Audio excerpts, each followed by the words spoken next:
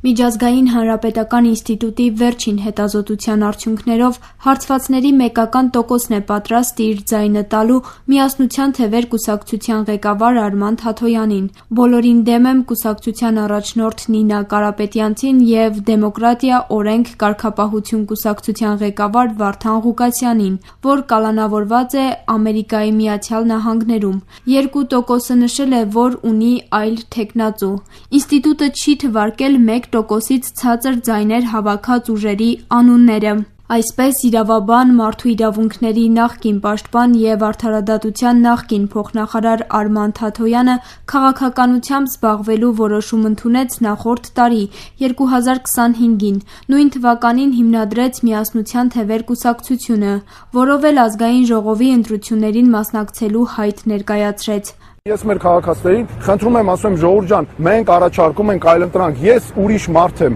ես ուրիշ պատմության մասին եմ։ Թաթոյանը հայտարարագրել է 3 անշարժ գույք Երևանի Քանաքեռ-Զեյթուն վարչական շրջանում, մոտ 184 քառակուսի մետր մակերեսով բնակարան, 25,5 քառակուսի մետր բնակելի կառուցապատման տարածք և մոտ 26 քառակուսի մետր մակերեսով ավտոկայանատեղի։ Հայտարարագիրը ներկայացնելու պահին Թաթոյանն ունեցել է 80 միլիոն դրամ և 55,700 ԱՄՆ դոլար։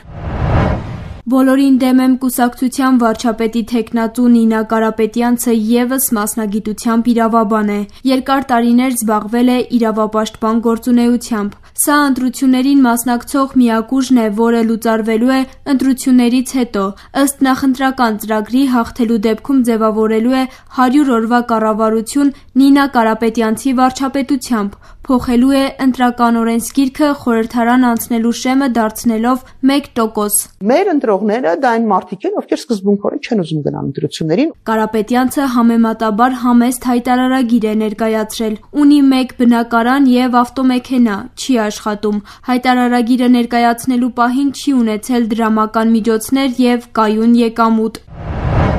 «Դեմոկրատիա, օրենք, կարգապահություն» կուսակցության առաջնորդ Վարդան Ղուկասյանը թեև առաջին անգամ չէ ընտրությունների մասնակցում և հանրային քննարկումներում հաճախ հիշատակվող գործիչ է, ըստ Կենտրոնական ընտրական հանձնաժողովի չի կարող լինել վարչապետի թեկնածու, քանի որ ԱՄՆ-ի բանտում է, հետևաբար հանձնաժողովը կարմիրով ջնջել է նրա անունը ցուցակում և բաց թողել հայտարարագրի հատվածը։ Ղուկասյանն, ի դեպ, միակ, այսպես ասենք, մերժվածը չէ։ Կենտրոնական ընտրական հանձնաժողովը չի ընդունել նաև «Ալյանս» կուսակցության առաջին համար Տիգրան Ուրիխանյանի թեկնածությունը, քանի որ ներկայացված փաստաթղթերում բացակայել է վերջին 4 տարում միայն Հայաստանի Հանրապետության քաղաքացի լինելու և Հայաստանի Հանրապետությունում մշտապես բնակվելու մասին տեղեկանքը։ Ուրիխանյանը տարբեր տեղեկությունների համաձայն այժմ ապաստանում է Ռուսաստանում։ Նրա նկատմամբ քրեական գործ է հարուցվել և հայտարարվել է հետախուզում իշխանությունը զավթելու և սահմանադրական կարգը բռնի տապալելու հրապարակային կոչեր հնչեցնելու մեղադրանքով։ Ուրիխանյանը հեռավար, սոցցանցերով է շփվում ընտրողների հետ ու ներկայացնում նախընտրական ծրագիրը։ Համաժողովրդական հանրաքվեով վերականգնի մահապատիժը պետական դավաճանության և առանձնապես խոշոր չափի պետական թալանի համար։ Սա է իմ նպատակը, սա է մեր թիմի նպատակը, սրա համար ենք մենք մասնակցում ընտրությունների։ Իմ ոսկի տարիները ես նվիրեցի Հայաստանի Հանրապետությանը, մասնավորապես աշխատելով խորհրդարանում։ 3 գումարման խորհրդարանի պատգամավոր եմ եղել։ Ոչ մի կերպ չեմ առնչվել տուրուարի, թալանի ու նմանատիպ այլանդակությունների հետ։ Մահապատժի վերականգնումը ոչ միայն նախընտրական խոստում է, այլև ընտրությունների կարգախոս։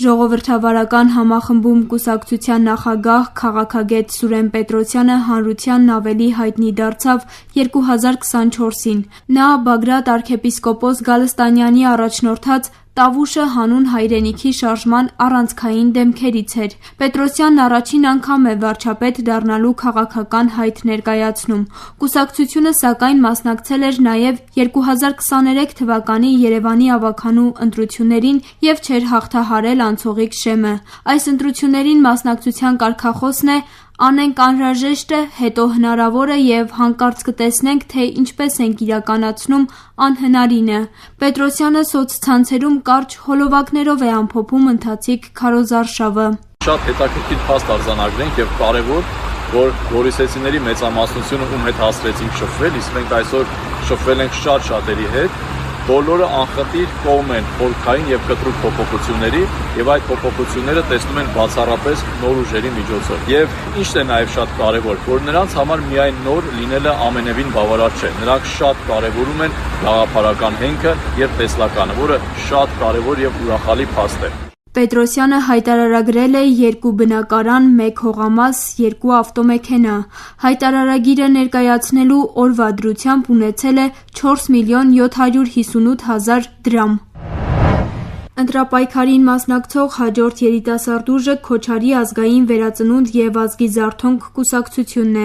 Այս կուսակցությունը հիմնադրվել է 2025 թվականին, պետական գրանցում ստացել 2026-ի մարտին։ Կուսակցության ղեկավարը եւ վարչապետի թեկնածուն Արտակ Սարգսյանն է, փոխնախագահը եղբայրը Արման Սարգսյանը։ Նրանք առավել հայտնի են Arthur Brothers անունով։ 2000-ականների սկզբին ակտիվ տնտեսական ու քաղաքական գործունեություն են ծավալել Քենիայում։ Միակ ուժն ենք այսօր, որ հանդես ենք գալիս հայկական օրակարգով, Հայաստանի շահերից, հայազգի շահերից, մենք միակ ուժն ենք, որ կապված չենք կոռուպցիայի հետ, մենք միակ ուժն ենք, որ